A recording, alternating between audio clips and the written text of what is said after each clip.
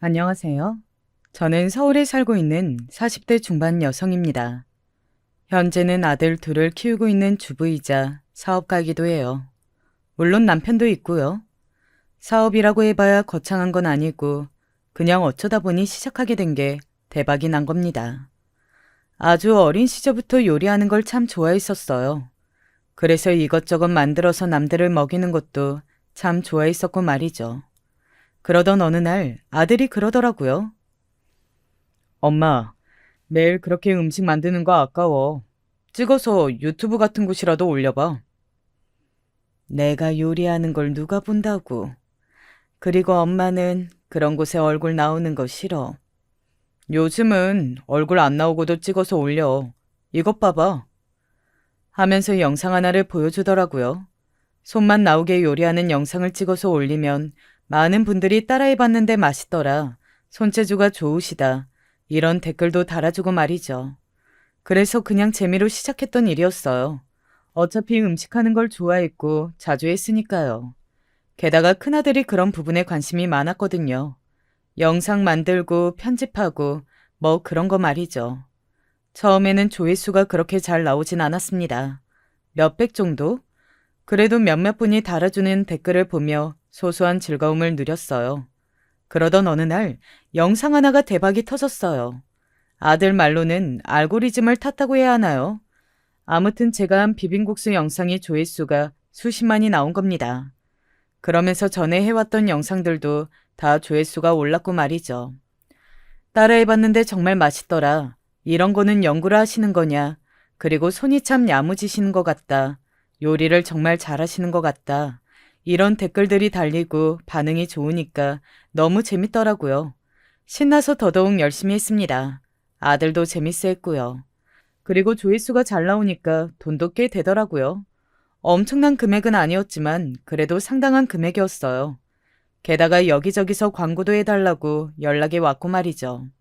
와, 요즘 세상에는 이렇게도 돈을 벌 수 있는구나 신기했던 것 같습니다. 그러다 어느 기업에서 제가 처음에 대박이 났던 비빔국수를 밀키트로 만들고 싶다고 연락이 왔어요. 그렇게 시작된 사업이 지금은 규모가 꽤 커졌습니다. 이제는 돈을 꽤가 아니라 상당히 많이 벌고 있고 저와 아들로 시작된 그 유튜브가 이제는 사업장이 되어 직원들도 10명 정도 되는 사업체가 되었어요. 밀키트도 잘 돼서 후속작도 준비하고 있고 말이죠. 돈도 많이 벌었습니다. 생활도 많이 바뀌었고요. 꽤 괜찮은 회사였지만 직원인 월급이 사실 거기서 거기잖아요.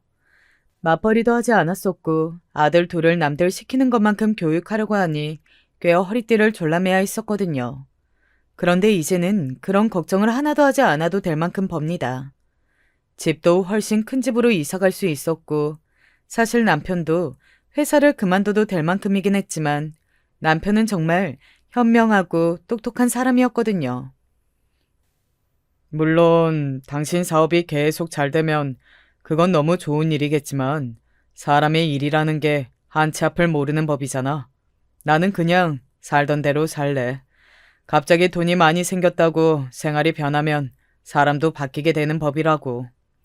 그니까 당신도 너무 여기저기 막 쓰고 다니지 말고 혹시 모를 미래를 생각해서 버는 금액의 얼마 이상은 무조건 저축해. 알겠지? 그래서 큰 집으로 이사를 하고 부모님과 시부모님에게 용돈을 두둑히 드리는 것, 또 아들들 과외 비용을 제외하고 나면 저희 부부는 사치라고 할 만한 것들을 거의 하지 않았어요. 물론 좋은 옷, 좋은 가방, 좋은 신발, 그런 것들을 아예 사지 않은 것은 아닙니다. 하지만 낭비하진 않았어요. 늘 버는 금액의 반 이상은 저축을 하려고 노력했고 말이죠. 남편 말대로 이 사업이 영원하진 않을 테니까요. 그렇게 현실 감각이 있어서였을까요? 제 사업은 나날이 번창해 갔습니다. 규모도 점점 더 커졌고 버는 금액도 점점 더 많아졌고요. 얼마 전에는 해외 시장도 뚫어서 수출까지 시작했으니 말입니다. 하지만 그래도 초심을 잃지 않으려 언제나 노력 중이에요.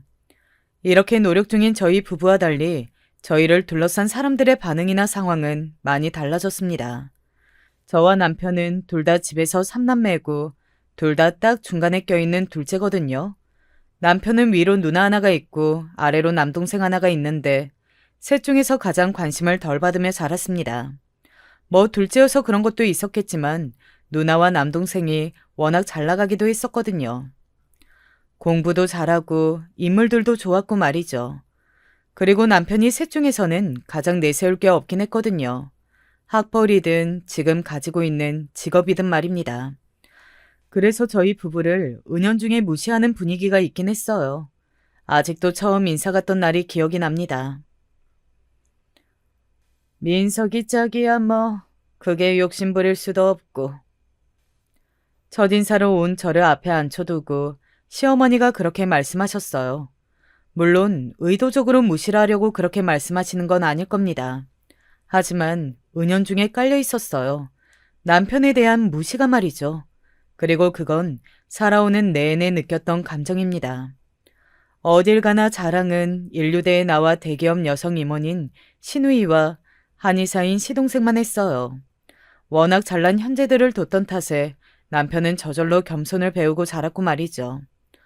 저는 사실 그런 남편이 늘 마음이 쓰였고 또 그래서 저희 둘이 대화가 잘 통해서 연애까지 이어지게 된 것도 있습니다. 우리 집도 제가 제일 떨어지거든요. 저는 위로 언니, 막내는 남동생인데 언니는 선생님이고 막내 동생은 경찰대를 나와서 경찰 일을 하고 있었거든요. 저는 공부를 잘하지 못했고 또 하고 싶은 것도 없었던지라 성적에 맞춰 대학을 나오고 적당한 곳에 취직해 일을 하다가 남편을 만나 결혼을 했고 아이를 낳으면서 일도 그만두고 주부로 살고 있었으니 말입니다. 우리 집에서도 늘 자랑거리는 언니와 남동생이었거든요. 우연히 지인의 소개 아닌 소개로 만나 서로 그런 처지에 놓고 이런저런 이야기를 나누다 친해졌고 연애했고 결혼했던 겁니다. 그래서 서로의 마음을 아주 잘 이해했고 말이죠. 그렇게 늘 자랑거리라고는 없던 저와 제 남편이 이제는 양쪽 집안에서 가장 환영받는 존재들이 되었다는 게 아무래도 가장 달라진 점이겠죠. 아이고, 우리 며느리랑 둘째 아들 왔니? 내가 동창 모임 나가서 사실은 이거 우리 며느리가 만든 거라고 했더니 어찌나 부러워하고 대단한 며느리를 뒀다고들 하는지 어깨가 아주 으쓱했다니까. 아가, 이번에 나온 그거 인터넷에 품절이라고 내 친구들이 먹어보고 싶은데 없다고 난리던데 몇 개 좀 가져다 줄 수 있니? 말씀만 하세요. 상자째로 가져다 드릴게요. 아이고, 어쩌다 이런 복덩이가 굴러 들어왔는지. 이런 대접 말입니다.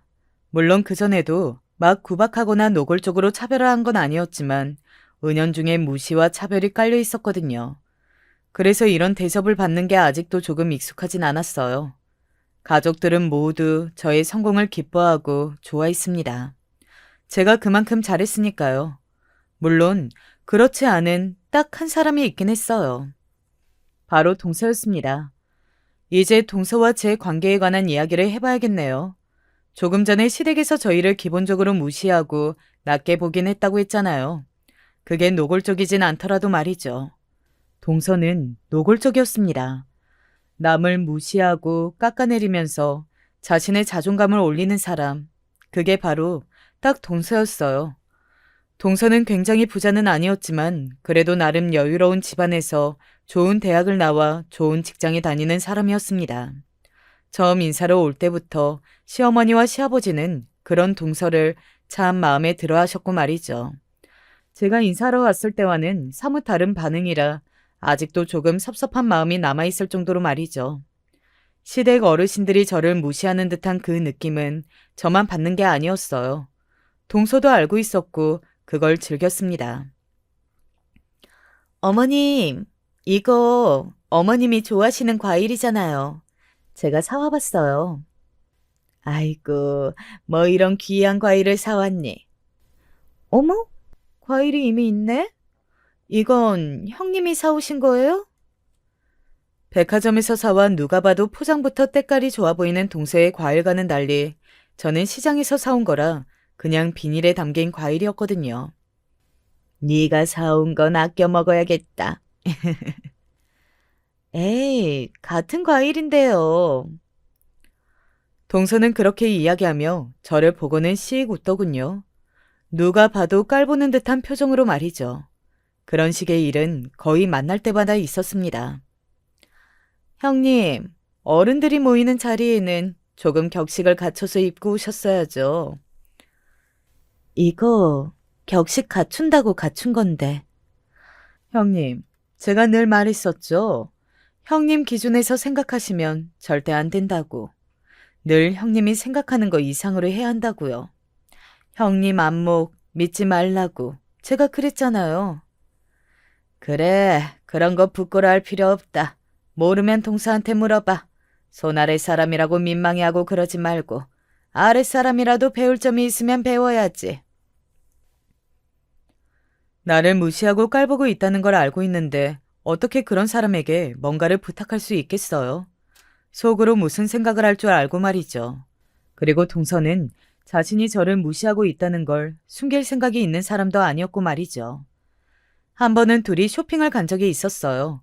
중요한 집안 모임이 있었는데 거기에 입을 옷이 마땅치 않아 고민하던 차에 동서가 형님, 이번에도 격없게 입고 오실까 걱정된다며 먼저 쇼핑하러 가자고 하더라고요. 솔직히 마음 같아서는 거절하고 싶은 마음이 굴뚝 같았지만 그랬다가 나중에 무슨 소리를 들을지 겁이 나 나간 적이 있었습니다. 사실 아시겠지만 백화점 옷이 정말 비싸잖아요.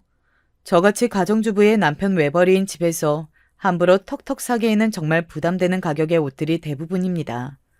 그래서 조금 괜찮다 싶어도 가격표를 보면 내려놓게 되는 뭐 그랬어요. 그에 반해 동서는 아무렇지도 않게 마음에 드는 옷들을 턱턱 사는 걸 보고 그런 건 좀 부럽다 생각한 적도 있습니다. 뭘 사던 간에 가격표부터 확인하는 제 처지와 조금 초라하게 느껴지기도 했고 말이죠. 하지만 그렇다고 무턱대고 살 수도 없는 노릇이었으니 최대한 가격이 괜찮아 보이는 몇몇 옷을 골라서 들었어요. 그런 저에게 동서가 다가와서 했던 말이 아직도 생생하게 기억이 납니다. 형님, 만나고선 느끼는 건데 사람 안목이라는 게 참 한 번에 생기는 게 아닌 것 같다는 생각을 많이 해요. 그게 무슨 말이야? 어렸을 때부터 길러지는 것 같아요. 안목이라는 건요. 제 안목이 낮다는 이야기잖아요. 저도 그 옷들이 정말 제일 마음에 들어서 골랐다기보다는 가격대까지 생각하다 보니 그렇게 된 건데 말입니다. 이걸로 입어보세요. 이거 형님한테 잘 어울릴 것 같은데. 그러면서 동서가 골라준 옷들은 정말 비싼 옷들 뿐이었어요. 그러면서 씩 웃는데 알 수 있었습니다. 일부러 이러는 거라는 걸 말입니다. 누군 좋은 옷 볼 줄 몰라서 안 입는답니까? 몇백만 원씩 하는 옷들 좋은 거 누가 모르냐고요. 그걸 살 여유가 없으니 그런 거고 그걸 알면서 그렇게 조롱하듯 그런 옷들을 건네는 동서가 너무 얄미웠어요. 나도 그 옷 예쁘고 좋은 거 알아. 그런데 아무 생각 없이 그런 옷 턱턱 사다가 나중에 생활비로 고생하는 건 나니까 몇 번이고 생각하고 적정선을 찾은 거야. 좋은 옷, 비싼 옷, 예쁜 거 누가 모르나? 그렇게 이야기하면 궁상 맞다고 혀를 찼습니다. 그러고는 형님이 고른 것 중에는 그나마 그게 낫네요 하면서 어떤 옷을 골라줬어요. 저는 바보같이 그걸 사들고 나왔던 게 기억이 납니다. 만날 때마다 그런 식으로 늘 저를 무시해오며 그런 곳에서 즐거움을 찾는 사람이었는데 이제는 그럴 수 없으니 얼마나 속이 뒤집어졌겠어요. 게다가 시댁에 가면 늘 우리 며느리 하며 치켜 세워주는 쪽은 자기였는데 이제는 저로 변했으니 그것도 견디기 어려울 만큼 짜증이 났을 겁니다.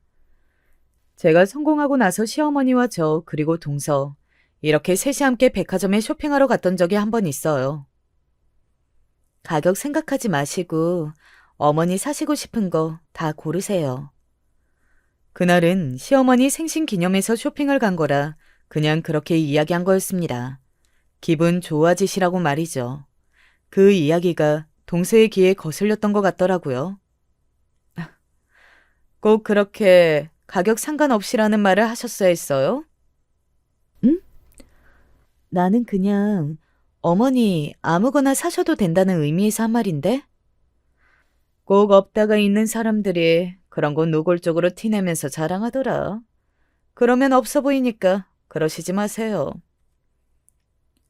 동서의 그 말에 제가 어이가 없어서 픽 웃었거든요. 그랬더니 그게 자기를 무시하는 건 줄 알았는지 쇼핑하는 내내 입이 튀어나와서 시비를 걸어댔습니다. 그건 그냥 졸부들이 입는 옷 같아요. 비싸다고 다 좋은 게 아니라니까요. 제가 뭔가 고를 때마다 조용히 시비를 걸어왔어요. 처음에는 참았는데 저도 슬슬 화가 나더라고요. 그래서 참지 못하고 말했습니다. 내가 번 돈으로 내가 갖고 싶은 거 사겠다는데 동서한테 취향 검열까지 당해야 해? 제가 언제 검열했어요? 그냥 제 의견을 말한 것뿐인데. 그러면 나도 내 의견 한번 말해봐. 동서, 하루 종일 내 옆에 붙어서 시비 거는 거 진짜 질투나서 그런 걸로밖에 안 느껴져. 왜? 내가 돈 많이 벌고 성공하고 그런 게 안 이꺼워? 질투라뇨? 제가 뭐가 모자라서 형님을 질투해요?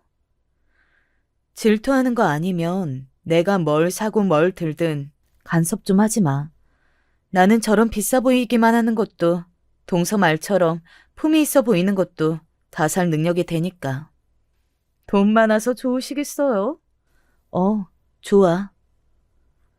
하여간 졸부들이란. 나는 그 돈을 내 능력으로 번 거거든. 누구한테 물려받거나 한 게 아니고. 그게 더 자부심을 느껴 하는 거 아닌가? 그 말에 입을 확 다물고는 저를 째려보더군요. 그리고는 뭔가를 말하려는데 시어머니가 아까 제가 들었던 가방을 들고 오셨습니다. 동서가 비싸 보이기만 하고 품격이 떨어져 졸부가 드는 가방 같다고 했던 그 가방 말이죠. 나는 이게 아주 마음에 드는데 좀 비싸려나? 그 가방을 본 동서가 살짝 인상을 찌푸리더군요. 어머니한테 너무 잘 어울리세요. 그치, 동서? 아, 네, 예뻐요. 그치? 이게 눈에 확 들어오네. 근데 큰아기 너무 무리하는 거 아니니? 아이고, 어머님. 저 이 정도는 사드릴 능력은 되고도 남으니까 신경 쓰지 마세요. 저희 그 말에 시어머니의 입은 귀에 걸렸어요. 저희의 그런 대화를 듣고 있던 점원이 거들었습니다. 이 가방 많이 비싼데 며느님이 엄청 능력이 있으신가 봐요. 점원의 그 말에 시어머니는 입이 귀에 걸려 제 자랑을 늘어놓기 시작했어요. 우리 며느리가 사업을 하는데 그게 아주 성공해서 이렇게 시어머니 생일이라고 선물을 사주는 거 아니겠어요? 어머, 너무 멋지시다. 그러니까요. 자기 능력으로 저렇게 성공한 게 어찌나 대견하고 자랑스러운지. 둘이 장단을 맞아 제 칭찬을 하는 걸 보며 동서의 표정이 점점 썩어 들어가는 걸 느낄 수 있었습니다. 속으로 아주 통쾌했어요. 그리고 어머니 모피코트까지 사드리고 나서야 그 백화점을 나왔습니다. 수천만 원을 썼지만 아주 기분 좋은 하루였어요. 제가 일시불로 카드를 긁어대는 걸 보면서 동서가 속이 뒤집혀 하는 걸 실시간으로 볼 수 있는 흔치 않은 기회였으니 말입니다. 그리고는 동서는 한동안 함께 만나는 걸 꺼렸습니다. 아마 이제는 제가 자기를 자신이 그랬던 것처럼 저를 무시하고 깔본다고 생각했을 거예요. 저는 동서를 무시하거나 깔보지는 않았거든요. 물론 싫어하긴 했지만 말입니다. 그런데 자신이 저한테 해온 것들이 있으니 이제는 제가 당연히 그럴 거라고 생각을 했던 거죠. 그래서 사서 스트레스를 받았던 모양입니다. 그랬으니 나중에 그런 짓까지 했던 거겠죠. 아무튼 그렇게 최대한 저를 피하던 동서에게 피할 수 없는 일 하나가 터졌습니다. 그리고 그건 동서의 자존심이 상당히 많이 다치는 일이기도 했어요. 도련님이? 돈을 빌려달랬다고? 한 5억 정도? 그렇게나 많이? 어디다 쓴다는데? 독립할 거래. 한의사였던 도련님은 페이닥터였거든요. 그러니까 큰 한의원에서 월급을 받는 한의사였어요. 그런데 자기 한의원을 차려서 나오려는 것 같았습니다. 당신한테 말 좀 잘해달라더라고. 투자라고 생각해달라고. 집은 주겠다고 그러던데. 뭐, 엄한 데 쓰는 것도 아니고, 그런 식이면 이야기를 한번 들어보긴 해야겠네. 도련님은 똑똑한 사람이었거든요. 그리고 제가 느끼기에는 사업 수완도 있는 사람이었고 말이죠. 그래서 가족이라 마냥 덮어놓고 빌려준다기보다는 정말 투자해도 될 사람이긴 했습니다. 하지만 적은 돈이 아니니 만나서 이야기를 직접 들어보기로 했어요. 그랬더니 집으로 초대하더군요. 음식을 대접하겠다면서 말이죠. 도련님 딴에는 성의를 보인 겁니다. 아마 동서는 죽을 만큼 싫었겠지만 말이죠. 동서는 저희가 가서 밥을 먹는 내내 표정이 좋지 않았어요. 물론 굉장히 노력을 하는 듯 했지만 그래도 심기가 불편한 게 느껴졌습니다. 동선의 집안이 여유가 있는 편이긴 했지만 5억이나 되는 돈을 턱턱 내놓을 정도는 아니었던지라 아마 손을 내밀 만한 곳이 저희밖에 없긴 했을 겁니다. 그걸 알고 있으니 동서도 죽을 만큼 싫었겠지만 저희를 이렇게 초대한 거겠고 말이죠. 당신도 한마디 해. 내가 뭘... 동서가 퉁명스럽게 이야기하다가 자기 남편과 눈이 마주쳤고 도련님이 아마 눈치를 준 것 같았어요. 동서가 애써 입꼬리를 올려 보이며 저에게 말하더군요. 저희가 잘 되면 몇 배로 갚아드릴게요. 도련님 이야기 들어보니까 비전이 있는 것 같긴 하네요. 도련님이 그 한의원에서 소문난 의사이기도 하고 손님들도 많이들 따라오실 것 같고요. 제가 투자를 하기로 했습니다. 큰 돈이긴 했지만 저에게 엄청난 무리가 되는 금액은 아니긴 했거든요. 그리고 주는 것도 아니고 투자의 개념으로 계약서까지 쓰고 빌려주는 돈이라 그러기로 했어요. 병원이 잘 될 거라고 생각했거든요. 하지만 생각보다 쉽지 않은 바닥인가 보더라고요. 뭐 쫄딱 망할 정도는 아니었지만 그래도 병원이 엄청나게 잘 되지는 않았어요. 월세 내고 직원들 월급 주고 이런저런 운영비로 나가는 것을 제외하면 도련님은 그 전에 월급을 받고 일하던 한의원에서보다 아주 약간 더 버는 정도인 것 같았습니다. 그러다 보니 당연히 투자금에 대한 회수는 늦어졌고 말이죠. 사실 거기에 투자해서 돈을 크게 벌겠다 이런 생각이 없었기 때문에 그냥 나중에 여유가 되면 달라고 이야기했어요. 지금 당장 비율 맞춰서 주지 않아도 된다고 말이죠. 도련님은 감사하다고 하고 넘어갔지만 동서는 그 이야기를 듣는데도 표정이 썩 좋지 않더군요. 저는 처음에는 이게 잘 돼서 저에게 다시 큰 소리를 떵떵 치고 싶은데 그게 안 돼서 그러나 보다 했는데 그게 아니었더라고요. 동서의 피해망상과 열등감은 제 상상 이상이었습니다. 동정하지 마세요. 어느 날 동서가 저에게 그렇게 이야기하더군요. 저는 영문을 몰라 동서를 그냥 빤히 쳐다봤습니다. 진짜 기분 더럽게. 누가 누굴 동정해? 내가 동서를 동정한다고? 왜? 돈이나 빌리고 투자금도 제때 못 갚고 일 안 풀린다고 동정하는 거 모를 줄 알아요? 그러니까 투자금도 나중에 달라는 그런 소리나 하고. 나는 도련님 생각해서 말한 거지. 지금은 부담되실 수 있으니까. 그러니까 그게 동정이잖아요. 진짜 주제에 누가 누굴 동정해? 왜요? 지금 자기가 사업 좀 잘 풀린다고 모두가 자기 발 아래 있는 것 같아요? 이래서 졸부들이 근본이 없다고 하는 거야. 태생이 다른데 태생이. 그 이야기를 가만 듣고 있자니 정말 어이가 없더군요. 그러니까 자기는 여유 있는 집에서 나고 자라서 좋은 학교, 좋은 직장을 다녀 나랑은 격이 다른데 나는 운이 좋아서 사업이 잘 풀린 걸로 태생이 다른 자기를 무시하고 유세를 떤다고 이야기하고 있었던 겁니다. 어이가 없어서 웃음이 나올 지경이었어요. 제가 웃으니 동서가 소리를 버럭 지르더군요. 지금 비웃으신 거예요? 그래, 비웃었다. 누가 보면 동서가 아주 대단한 재벌집 딸이라도 되는 줄 알겠어. 그놈의 태생. 뭐라고요? 동서 집이 그렇게 격이 다를 정도로 대단한 집이었으면 왜 그 5억이 없어서 나한테 손을 빌려?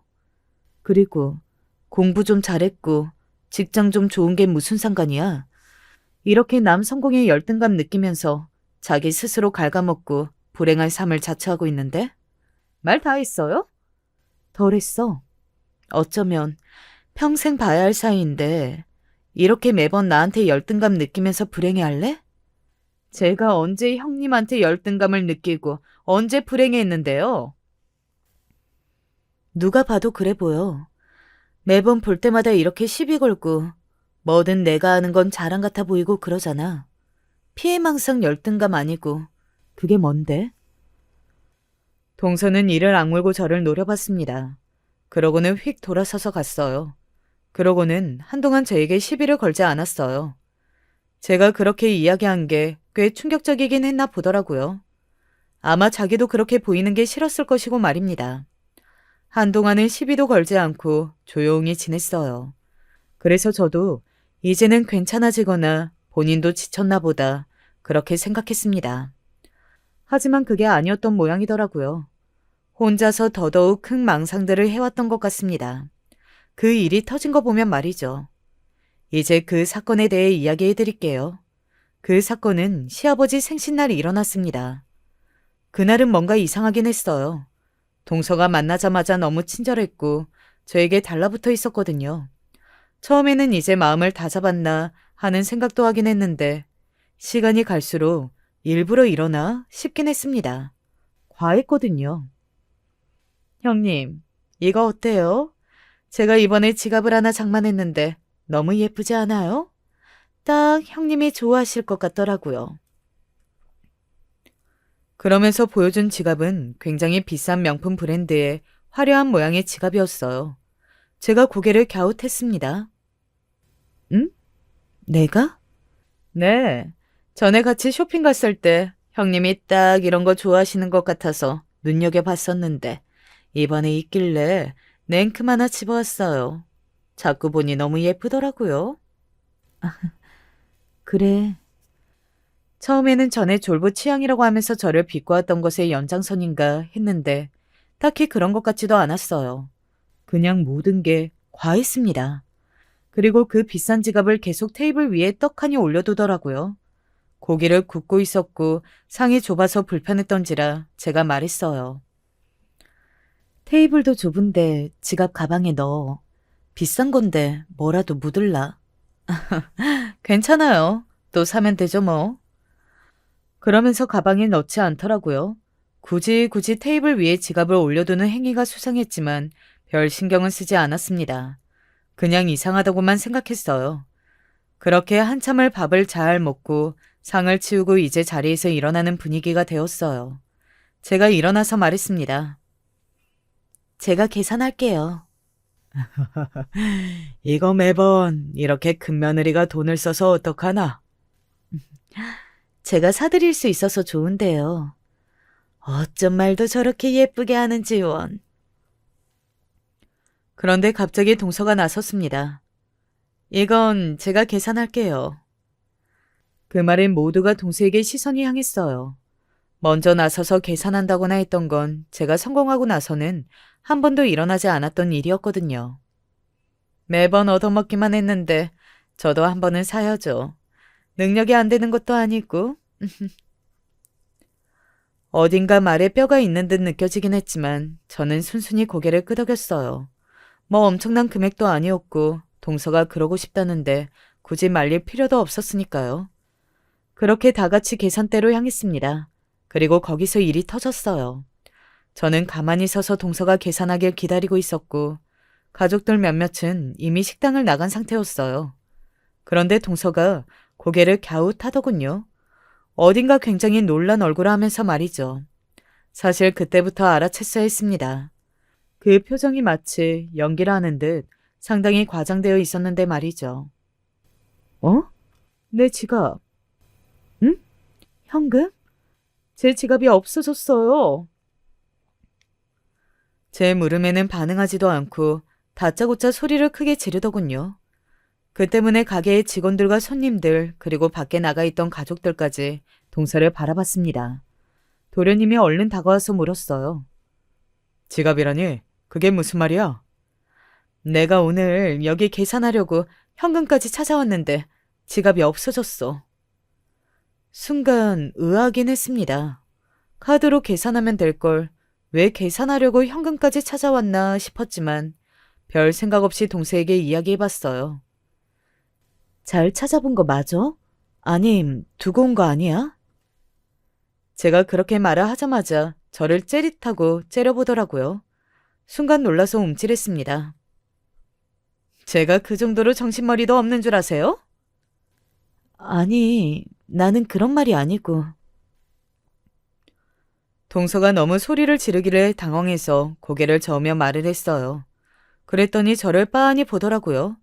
그 이후에 이어진 말은 정말 어이가 없다 못해 황당하게 그저 없었습니다. 아까부터 제 지갑을 빤히 보시더니 형님이 가져가신 거죠?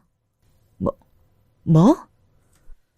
정말 황당하고 어이가 없어서 말까지 더듬게 되더라고요. 순간, 아, 그래서였나? 싶긴 했어요. 제가 좋아하는 스타일이네 뭐네 하면서 그 지갑을 계속 보여주며 테이블 위에 뒀던 거나 자신이 계산하겠다고 나서던 것까지 모두 다 계획된 것 같더라고요. 그렇지 않고서야 바로 저런 말부터 할 리가 없으니 말입니다. 정상적인 사고를 하는 사람이면 말이죠. 당신 그게 무슨 말이야? 도련님도 당황하신 듯 했어요. 굉장히 어이가 없는 듯한 표정과 말투로 동서를 향해 물었으니 말입니다. 당신도 아까 봤잖아. 형님이 내 지갑 마음에 들어하는 거. 지갑을 마음에 들어했다고 그 사람이 훔쳐갔다는 결론이 어떻게 나와? 당신 왜 그래? 나는 내가 먼저 마음에 든다고도 예쁘다고도 하지도 않았어. 동서가 나한테 보여주면서 형님 취향이네 어쩌네부터 한 거지. 동서는 저와 도련님의 그런 반응을 가만 보고 있더니 갑자기 제 옆으로 오더군요. 그리고는 크게 말했습니다. 그렇게 억울하시면 형님 가방부터 보면 되겠네요. 뭐? 당신 무슨 말 하는 거야 지금? 정말 어이가 없더군요. 저는 지금 이 상황이 어떻게 돌아가는 건지 도저히 이해가 가지 않았습니다. 그건 도련님도 마찬가지인 듯 했어요. 동서는 그런 저희 두 사람의 반응에도 아랑곳하지 않고 갑자기 제가 들고 있던 제 가방을 낚아채듯 가져가더군요. 그때 저는 정말 당황했던지라 별 대응도 하지 못하고 그대로 제 가방을 뺏겼던 것 같습니다. 그리고 밖에 나가 있던 시부모님과 남편이 들어왔어요. 무슨 일이냐며 말이죠. 진짜 맞는지 아닌지 모두 다 보는 앞에서 확인해서 보면 되겠네요. 당신 진짜 미쳤어? 동서는 도련님의 그 소리와 동시에 제 가방을 거꾸로 들어 안에 있는 물건들을 다 쏟아냈습니다. 그리고 어쩌면 당연하게도 제 가방 안에서는 동서의 지갑이 나왔어요. 저는 놀랐지만 놀라지 않았어요. 사실 동서가 그렇게 나올 때부터 어느 정도는 예상하긴 했었습니다. 정말 이런 짓까지 했다는 거에 놀랐을 뿐이죠. 아니, 이게 왜 여기에? 도련님은 자기 아내가 일부러 자기 지갑을 제 가방에 넣는 그런 짓까지는 할 거라는 건 상상도 못하는 것 같았어요. 진심으로 놀라서 잠깐 제 얼굴을 바라봤거든요. 그리고 그 반응에 동서가 더 의기양양해졌습니다. 네, 이럴 줄 알았어. 내 지갑을 그렇게 빤히 볼 때부터 알아봤다니까요. 형님, 아무리 자기 취향이라도 그렇지 이렇게 남의 지갑을 훔쳐가시면 돼요?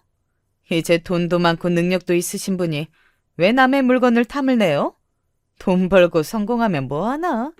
사람이 아직 이렇게 저질인데? 동서는 그간 저에게 하고 싶었던 말들을 다 하려는 듯 쏟아내기 시작했어요. 속은 아직 이렇게 시꺼먼 사람이면서 나를 그렇게 가르치려고 했어요? 뭐 사람부터 대라는 둥, 철이 들라는 둥, 열등감, 피해망상? 웃기시네. 자기가 나한테 가지고 있는 것들이면서 원래 졸부들은 나같이 원래 타고난 사람들을 제일 시기하고 질투하는 거 내가 모를 줄 알아요? 저는 할 말이 없어서 입만 떡 벌리고 있었습니다. 그때였어요. 가만히 보던 시아버지가 입을 여섰습니다. 네가 정말 가져간 게 맞는 거냐? 먼저 저에게 그렇게 물으셨고 제가 억울한 얼굴로 고개를 저었어요. 아니요.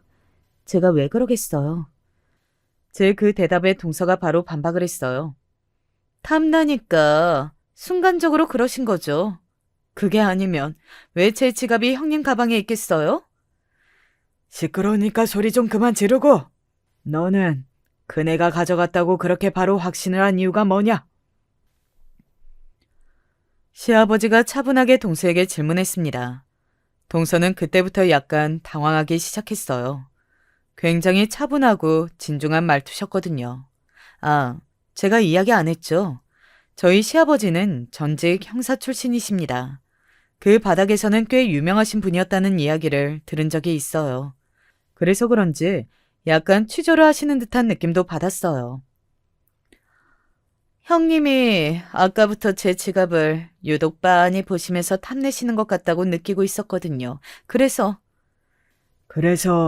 확인 절차도 없이 바로 형님 가방부터 뒤졌다. 이 말이지 지금? 네? 네. 시아버지는 아마 바로 아신 것 같더라고요. 동서가 거짓말을 하고 있고 이 모든 게 연극이라는 걸 말이죠.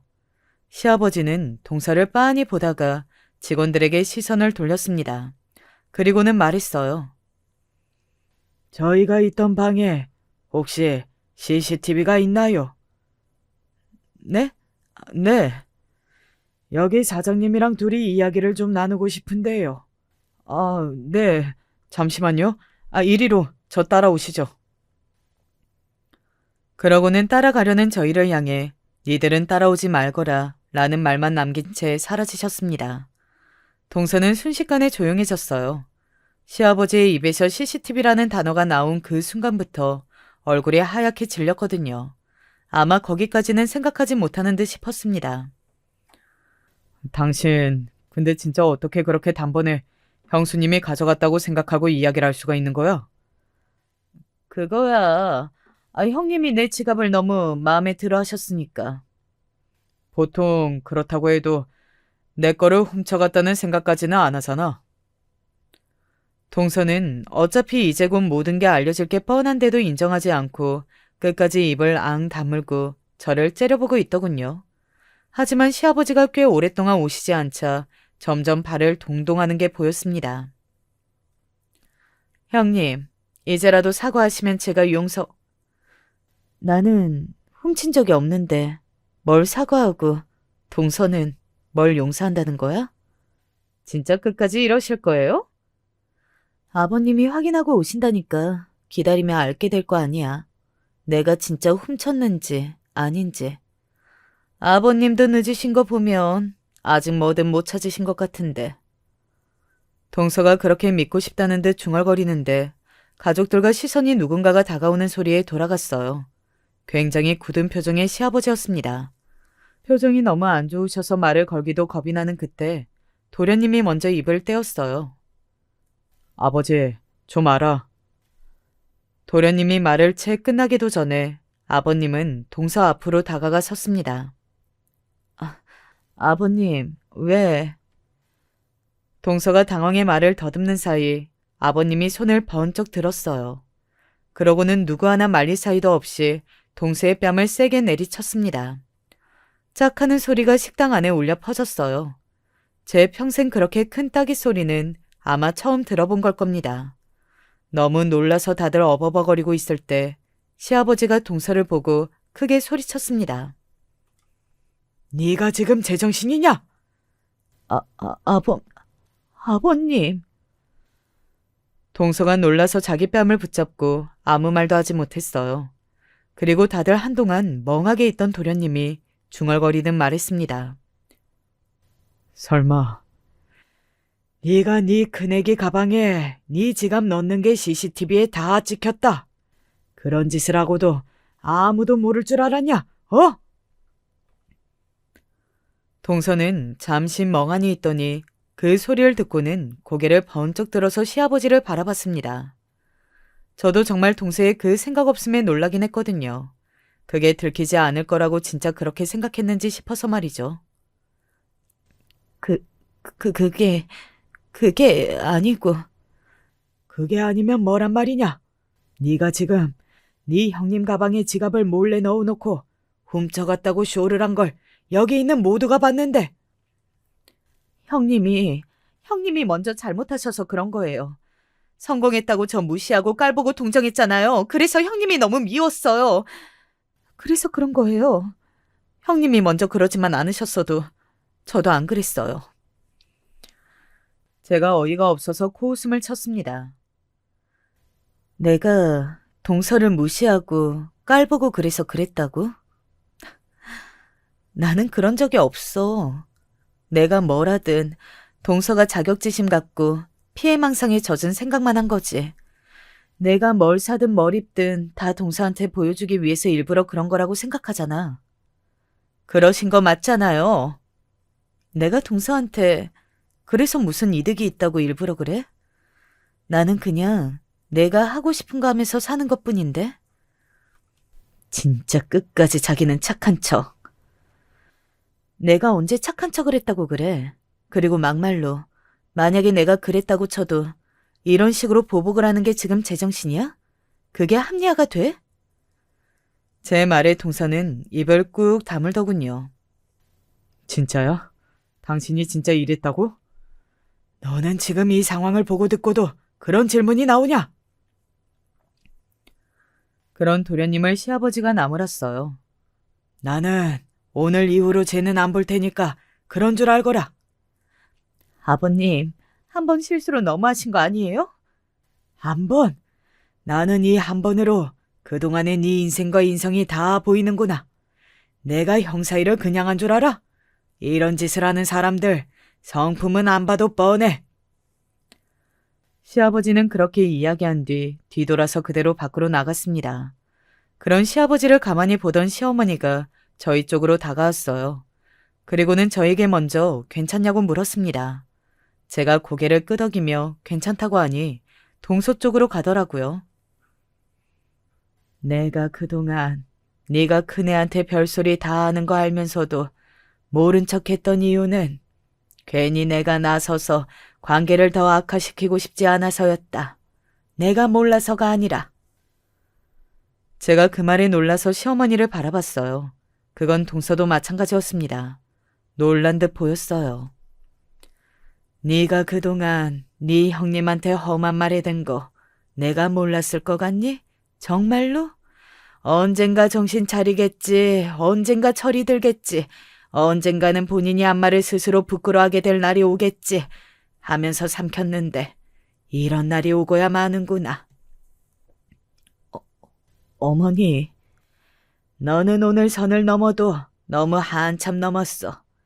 이런 짓을 한 건 더 이상 우리 가족의 일원으로 잘 생활해 볼 생각이 아예 없다고 받아들일 수밖에 없구나. 어머니, 그게 아니라 너 남 탓만 할 게냐? 어쩜 그렇게 못났니? 시어머니가 버럭 소리를 지르자 동서가 입을 다물었습니다. 당분간 얼굴 보고 지내는 일은 못하겠구나. 너도 당분간은 집에 오지 말거라. 시어머니는 도련님에게도 그렇게 말한 뒤 제 팔짱을 끼고 가자고 말씀하시며 밖으로 나갔습니다. 저는 남겨진 두 사람을 힐끗 돌아보고는 그 식당을 나왔어요. 나중에 듣기로는 도련님이 계산하고 서둘러 그 가게를 나왔다고 합니다. 제가 다음날 혹시 계산이 잘 되지 않은 게 아닌가 싶어 그 가게를 찾아갔었거든요. 그 남편분이 완전 서둘러서 계산하고 아내분 데리고 나가셨어요. 아내분은 멍한 얼굴로 그대로 끌려가셨고 밖에서 뭐라고 엄청나게 혼내는 것 같던데 말소리는 잘 못 들었네요. 그 소식을 마지막으로 한동안 동서와 도련님의 소식은 듣지 못했습니다. 그리고 얼마 지나지 않아 동서가 정신병원에 다닌다는 이야기를 전해 들었어요. 도련님이 시어머니를 찾아와 이야기하길 제대로 치료받고 돌아올 생각이 아니면 이혼하겠으니 병원에 다니든 아니면 나랑 이혼하든 한 가지만 택하라고 했다더군요.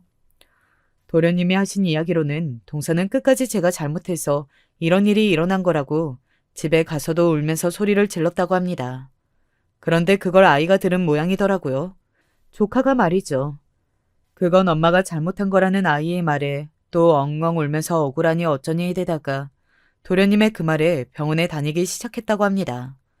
회사도 그만둔 걸로 알아요. 그리고 또 얼마 지나지 않아 동서가 저를 한번 찾아왔었습니다. 뭐 병원에서 마음이 조금 안정됐으면 저를 만나서 사과하라고 했다더군요. 그래서 온 거라고 말이죠. 죄송했어요. 그렇게 말하는 동서는 전보다 표정이 나아 보이긴 했지만 그래도 정말이지 세상에서 사과를 제일 하기 싫은 듯한 표정을 지은 사람이었어요. 그렇게 어거지로 하는 사과가 대체 무슨 의미가 있나 싶었지만 아픈 사람이라고 생각하니 굳이 안 좋은 소리를 하고 싶은 마음은 사라졌습니다. 그리고 그 누구보다 가장 괴로운 건 동서일 테니 말이죠. 하나하나 저랑 비교하면서 스스로를 괴롭히는 삶이 얼마나 지치고 힘들겠어요. 제가 자신을 불쌍하다 생각한다고 하면서 난리를 쳤던 것들이 은연중에 저의 그런 생각이 묻어났나 싶은 마음도 들었고 말입니다. 저는 아직도 형님이 저를 무시했다는 생각에는 변함이 없어요. 그런데 다들 그건 아니라고 하고 그건 제 자격지심이라고 하니까 그러면 그런 걸로 한 거지.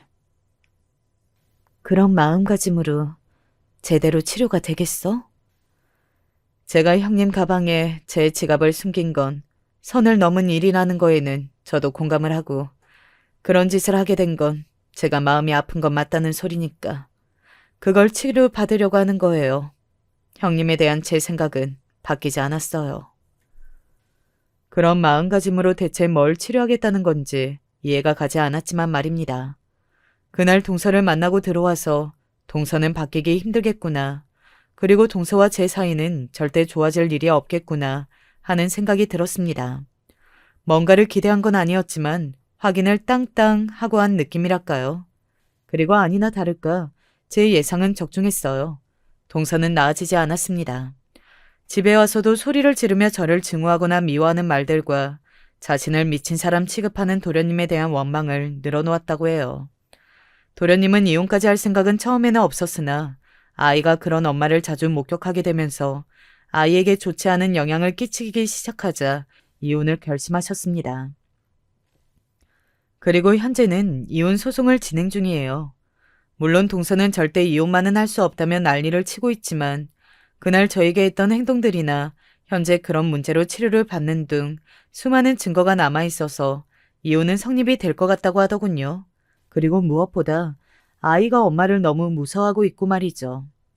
열등감이나 피해망상 그리고 과도한 질투가 한 사람을 어디까지 망칠 수 있는지를 저는 동서를 보면서 너무 잘 알게 된 것 같아요. 그래서 요즘은 혹시나 저도 누군가를 질투하고 있지는 않을까 늘 경계하며 생활하고 있습니다. 물론 저는 동서처럼 앙심을 그렇게 푸는 사람은 아니긴 하지만요. 제 이야기는 여기까지입니다. 동서는 스스로 이 모든 불행을 만들었어요.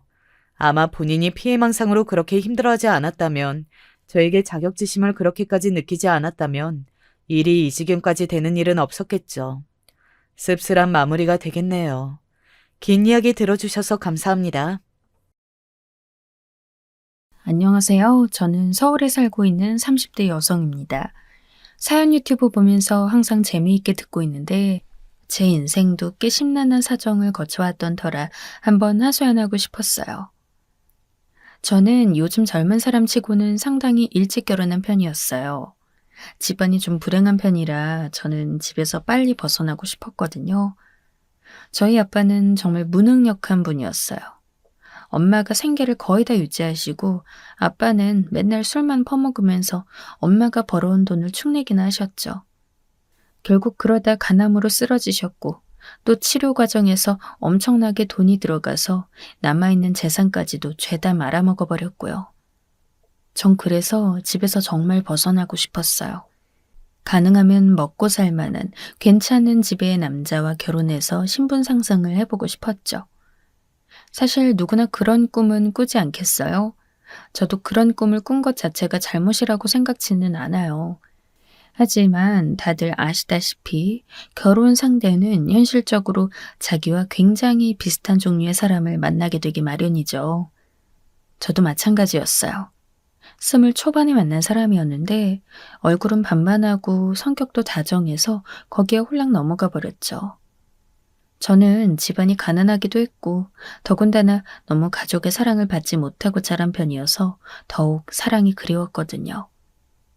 그래도 어쨌든 다른 사람과 결혼해서 가정을 꾸리면 지금 상황에서 탈출할 수 있겠지 싶어 집에는 일방통보를 하고 나와 그 남자와 결혼을 했어요.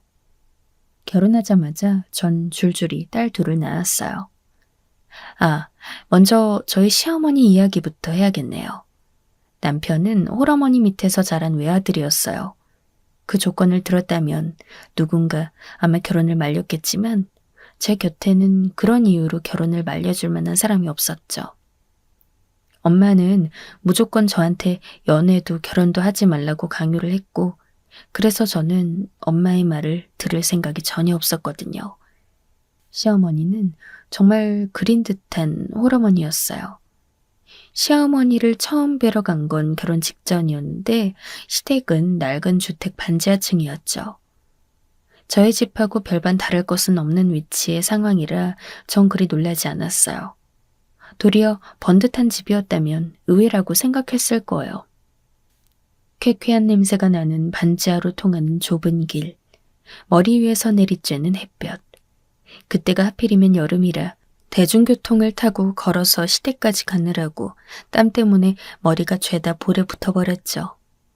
그래도 시어머니를 처음 뵙는 자리라고 화장도 곱게 하고 구두도 신고 원피스도 골라 입었는데 옷은 땀에 젖고 화장은 다 무너져 내렸어요.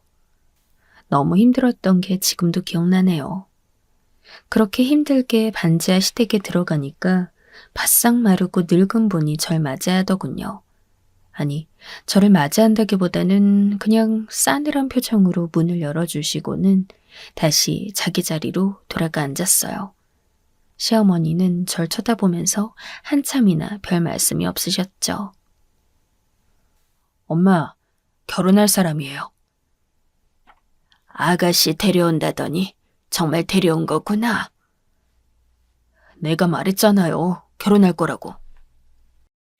남자친구는 어깨를 으쓱하며 말했고 시어머니는 남자친구를 보다가 저한테 시선을 돌렸어요. 바짝 마르고 괴팍해 보이는 얼굴에는 주름이 너무 많았는데 제가 뭐라고 인사를 하기도 전에 눈을 부릅뜨고 정말 무서울 정도로 노려보며 그러시더라고요. 네가 우리 아들 뺏으려고 온 여시냐? 네? 제가 당황하니까 시어머니가 눈을 흘기셨고 옆에서 남자친구가 어머니를 말렸어요. 아, 엄마, 왜 그런 소리를 해요? 곧 가족 될 사람인데. 가족 같은 소리 한다. 에휴. 너무 못마땅하다는 어투로 시어머니는 짜증을 냈어요. 전 정말 몸둘 바를 몰랐고 대체 왜 그러시는지 알 수가 없었죠.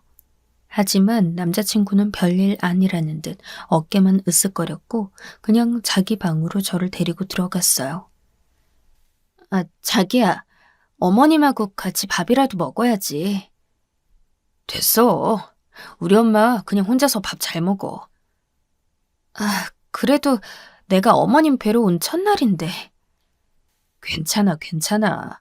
자기는 이리 와서 여기 내 품에 안겨 있어요. 남자친구는 자기 이부자리에 앉아 같이 이야기나 하자고 했어요.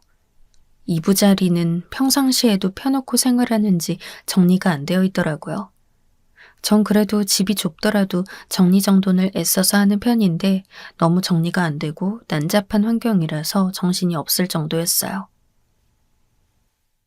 얘들아, 너희 그렇게 방 안에 들어앉아 있을 거냐?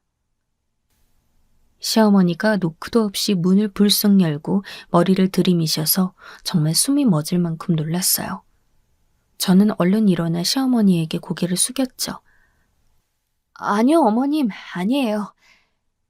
너 나와라. 그래도 며느리로 들어오겠다는 애 솜씨는 봐야지. 아, 엄마, 그냥 둬요. 나하고 데이트나 하다 가게. 안 된다. 솜씨 좀 보자꾸나. 네, 어머님. 시어머니는 눈빛에 약간 광인 같을 정도로 무서운 데가 있는 사람이었어요. 그래서 첫 만남부터 그렇게 기선제압을 당해버린 느낌이었죠. 시어머니가 화를 내면 정말 오금이 떨릴 정도였거든요. 너 밥하고 된장국이나 좀 끓여봐라. 시어머니는 정말 느닷없이 그렇게 말씀하고는 바닥에 앉았어요. 정말 난감하더라고요. 제가 그 부엌에 쌀이 어디 있는지는 어떻게 알며 냄비가 어디 있는지, 불 조절은 얼마나 해야 하는지 그런 걸 전혀 알 수 없는 상황이잖아요. 시어머니는 그런 걸 하나하나 다 화를 내며 가르쳐 주었어요. 쌀이 어디 있는 거냐까지 왜 모르냐고 화를 내며 저한테 손가락질을 했죠. 저는 움츠러들어서 쩔쩔매며 시어머니 호통에 기가 죽었어요. 시어머니는 식사 준비 내내 호통을 치고 화를 냈고 간신히 밥을 하고 된장국을 끓여내니까 남자친구를 돌아보며 그러시더라고요. 어디서 반편이 같은 것을 데려왔어? 음식도 혼자 알아서 제대로 못하는구나. 아, 엄마, 그냥 예쁘면 됐지 뭘 더 바라요. 난 밥 크게 욕심 없어. 쓸데없는 소리. 이제 같이 살려면 지가 밥을 해야 하는데 그 밥을 어떻게 먹고 사느냐? 난 안 된다. 시어머니 말씀에 정신이 번쩍 들었어요. 네? 같이 산다고요? 뭘 이제 알았다는 듯한 얼굴이야? 시어머니는 눈빛이 번뜩였고 저는 순간 움츠러들었어요. 결혼하면 어른 모시고 사는 건 당연하지. 하여간 요즘 것들은 버르장머리도 없고 예의범절도 없고 도덕도 없고. 에휴 세상에. 홀어머니를 그럼 내팽개치고 살 셈이었냐? 시어머니는 밑도 끝도 없이 거친 소리로 저한테 호통을 치셨고 전 정신이 없었어요. 제가 뭐라 반응도 못한 채 벙쪄 서 있으니 그제야 눈치를 본 남자친구는 얼른 일어나서 나와서 밥상을 가지고 오더군요. 아휴, 밥 먹어요, 밥. 아니, 엄마는 뭘 그렇게 화낼 것도 아닌 걸 가지고 화를 내. 왜 그래요, 대체? 이게 화낼 일이 아니라니. 너, 네 어미 더 늙으면 고려장 치려고 이러는 거냐? 하여간 되게 감정 조절 안 돼. 아, 그러지 좀 말아요. 이 사람 마음 상해서 나랑 결혼 안 한다고 하면 어쩌려고. 남자친구는 음식을 받아 상에 옮기면서도 짜증을 부렸어요. 가만 보니 이 모자는 서로에게 짜증내는 것이 아주 습관이 되어 있는 사람들이더라고요.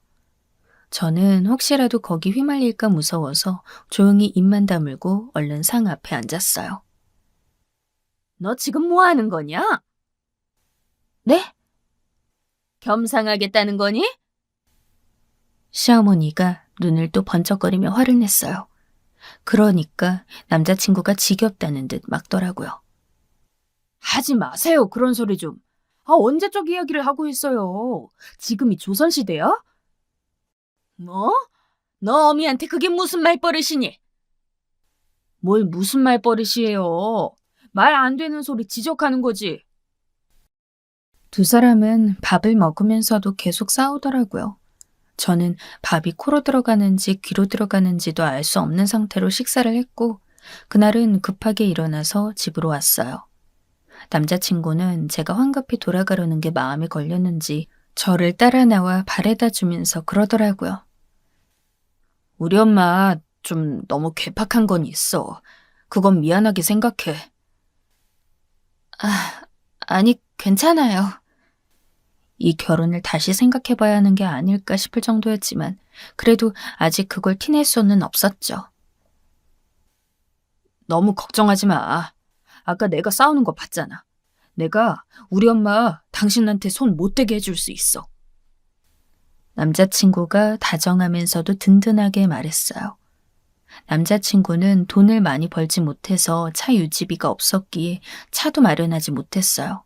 그래서 발에다 주는 것도 그냥 대중교통 타고 걸어서 가는 것 정도였죠. 그런데 남자친구의 손과 어깨, 말이 순간 엄청나게 듬직하게 느껴졌어요.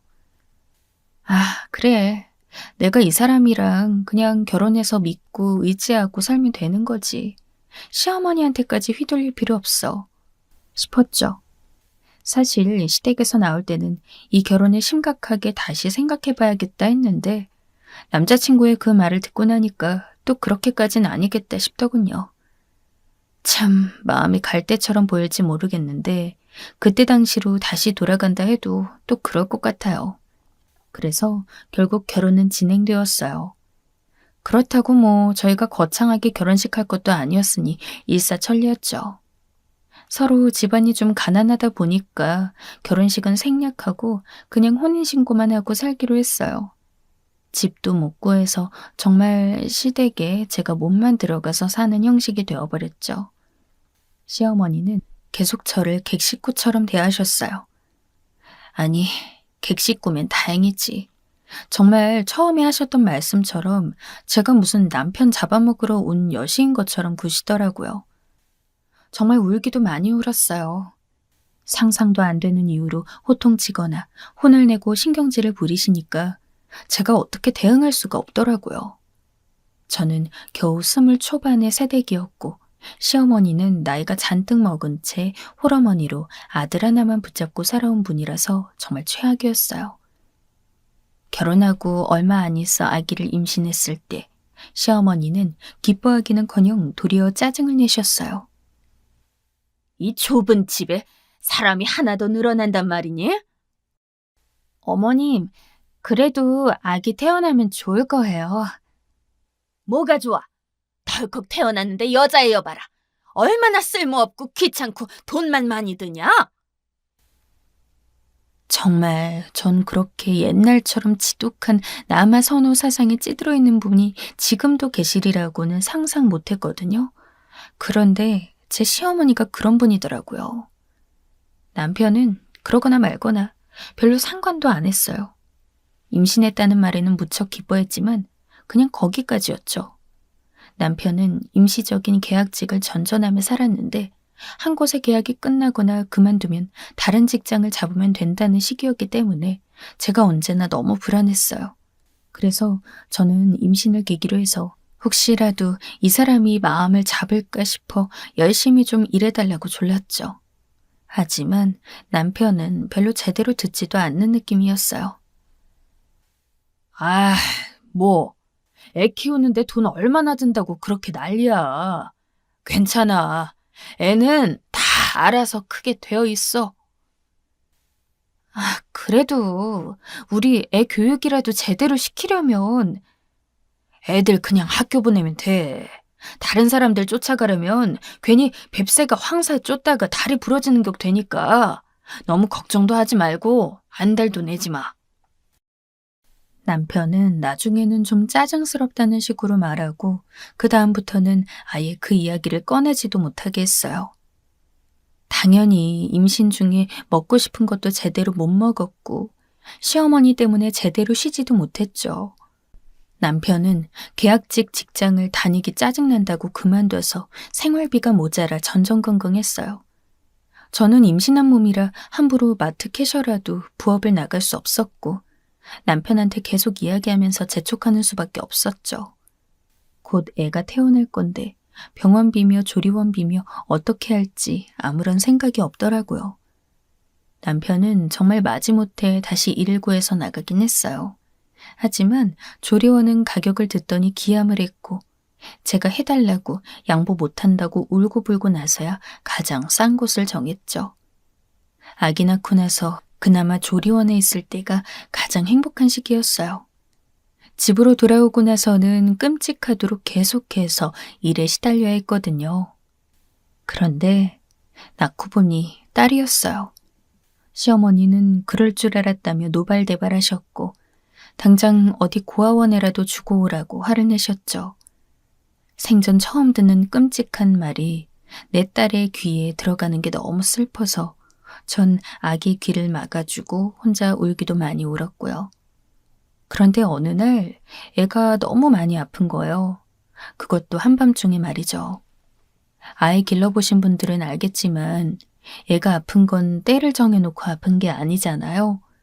열이 펄펄 끓으면서 몸이 뜨거울 정도인데 열을 재보니 거의 40도에 육박하더군요. 전 너무 놀라서 애를 포대기에 감싸 안고 남편을 재촉했어요. 여보, 우리 애 응급실 가야 해요. 지금 열 너무 많이 나요. 응급실? 그냥 해열제나 먹이면 안 되나? 성인 해열제를 어떻게 먹여요? 말도 안 되죠. 애가 작으니까 반 정도로 잘라 먹으면 되는 거 아니야? 그럴 리가 없잖아요. 속이 터져서 전 가슴을 쳤어요. 하지만 남편은 여전히 미적거리며 전화로 응급차를 부르기를 엄청 꺼려하더라고요. 저는 뭔가 느껴져서 남편한테 수상해서 물어봤어요. 설마 지금 돈 때문에 그래요? 응급실 가는 돈? 뭐 그렇지. 앰뷸런스라던가 병원이라든가. 남편은 시무룩해서 말했어요. 그러더니 제가 포대기에 감싸서 안고 있는 딸을 보다가 아이의 머리를 툭 건드리면서 조금 신경질적인 어조로 그러더군요. 당신도 알잖아. 나 아직 일 못 구한 거. 일 안 한 기간이 오래돼서 지금 돈도 다 떨어졌단 말이야. 비상금 정도는 있었어야죠. 이렇게 애 아프면 어떻게 하려고. 뭘 어떻게 해. 그냥 집에 있으면 돼. 애들 그렇게 쉽게 안 죽어. 아픈 건 아픈 거고 그거 나으면 또 제대로 다 잘 자라. 너무 오버하지 마. 남편은 끝내 몹시 귀찮다는 듯한 태도로 절 밀어내고서 다시 자리에 누워버렸어요. 저는 너무 어처구니 없었지만 그렇다고 저한테 뾰족한 수는 또 없었거든요. 저는 너무 서러워서 울고 싶어져서 아기를 안고는 그냥 눈물을 흘렸어요. 제가 훌쩍거리며 우는 소리를 듣더니 남편은 짜증난다는 듯 저를 보고는 담배를 피우러 나가버렸죠. 아기는 계속 열이 오르고 숨을 색색거리면서 쉬었어요. 그대로라면 아기가 열이 안 떨어질 것 같아 저는 얼음 찜질을 해주려고 얼음과 수건을 가져다 애 손발을 식혀주고 혼자서 무진장 애를 썼죠. 시어머니는 분명 남편에게 말하는 제 목소리를 들었을 텐데도 전혀 상관없는 일이라는 듯 아무 움직임도 없으셨어요. 가족이 사는 집안에서 아기가 아픈데 저 혼자만 죽어라 발을 동동 굴렀던 거죠. 그것보다 저한테 실질적인 위협으로 다가왔던 건 돈이었어요. 이러다간 정말 돈 없이 병원 못 가서 죽을 수도 있겠구나 하는 위협감이 있더라고요. 남편이 벌지 않겠다면 나라도 벌어야겠다. 혹시 내가 돈을 벌면 남편도 좀 더 달라지지 않을까 하는 기대감도 있었고요. 하지만 현실은 쉽지 않았죠. 첫째 아이를 낳고 난 이후 곧장 둘째 아이를 임신했고 출산을 하게 되었거든요.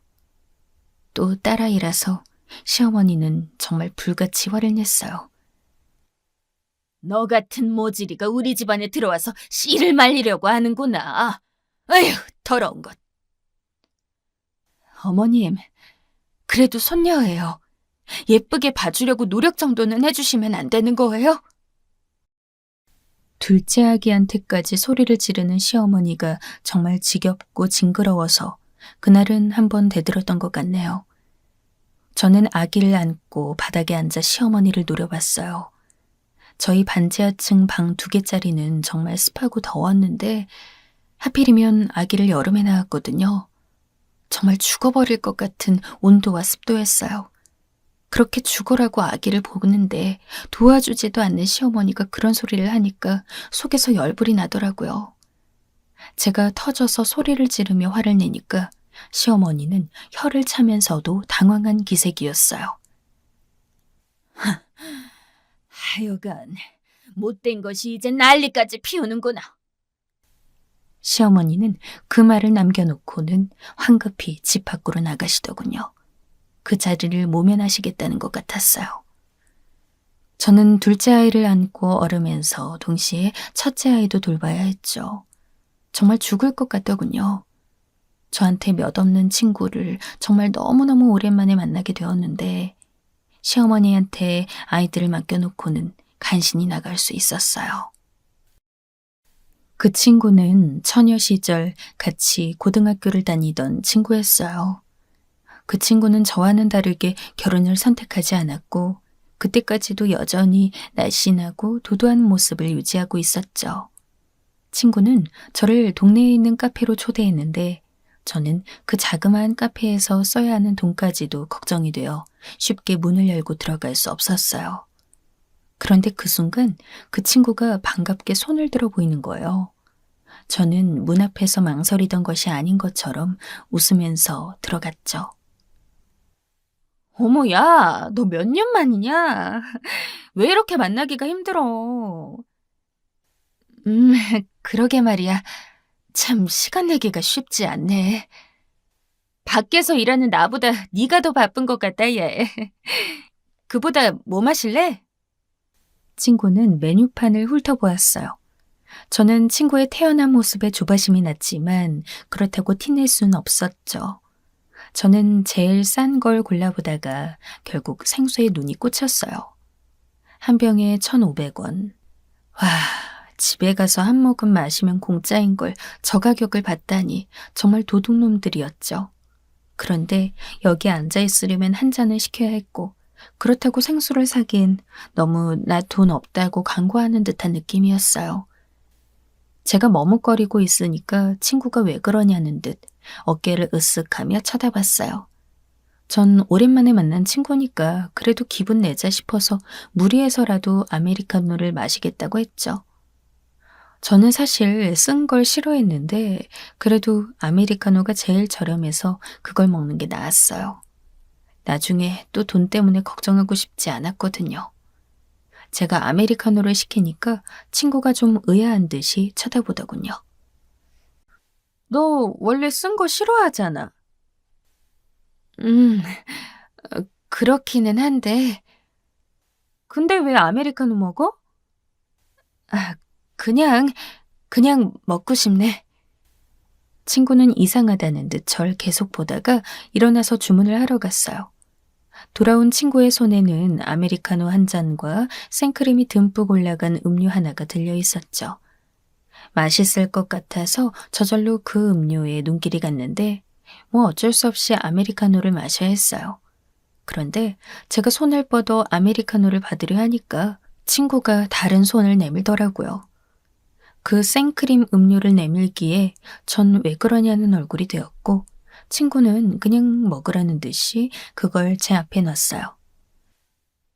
2개 샀으니까 나눠 먹자. 너 그거 먹다가 지루하거나 느끼하면 이거 한 모금 마셔. 아, 정말? 너 먹고 난 다음에 나도 그거 먹을게. 친구가 그렇게 말했고 전 거절해야 한다고 생각했지만 저도 모르게 그냥 생크림 음료를 한 입 먹었어요. 정말 너무 달고 맛있더라고요. 사실 처녀 쪽에도 이런 음료를 돈 많이 주고 사 먹는 경험이 거의 없었지만 결혼 후에는 정말 아예 없었거든요. 갑자기 이런 음료를 먹는다는 게 너무 사치스럽게 느껴져서 심장이 떨려올 정도로요. 친구는 아메리카노를 마시며 그냥 아무렇지도 않게 수다를 떨었어요. 워낙 친한 친구라서 몇 년 동안 못 만났는데도 그냥 어제 만났던 애 같더라고요. 전 오랜만에 만나는 친구의 육아로부터의 해방, 달달한 음료까지 더해져서 마치 취하는 듯한 기분이었어요. 너 그거 맛있었나 보다? 한참을 이야기하던 끝에 친구가 말하더군요. 정신을 차려보니 제 앞에 있던 음료를 완전히 다 쪽쪽 빨아마신 뒤였어요. 전 민망해서 얼굴이 빨개지고 친구는 말없이 웃기만 했죠. 아, 미안. 내가 이러려던 게... 아우, 됐어. 맛있게 먹었으면 된 거지. 친구는 그렇게 말하고는 그냥 일어섰어요. 저한테는 돈 나눠서 내자는 말도 없이 저를 데리고 가서 근처 파스타 집으로 가서 맛있는 걸 사줬죠. 친구는 지금 자기 일이 있어서 회사에 다니면서 사는데 월급이 그리 많진 않아도 살기 괜찮다고 했어요. 사실 나 지금 원래 다니던 데가 아니라 옮겼거든. 직장 말이야. 아, 그래? 어디로? 공무원 시험 봐서 합격했어. 그래서 지금 이제 근무 나간 지 3개월째야. 세상에.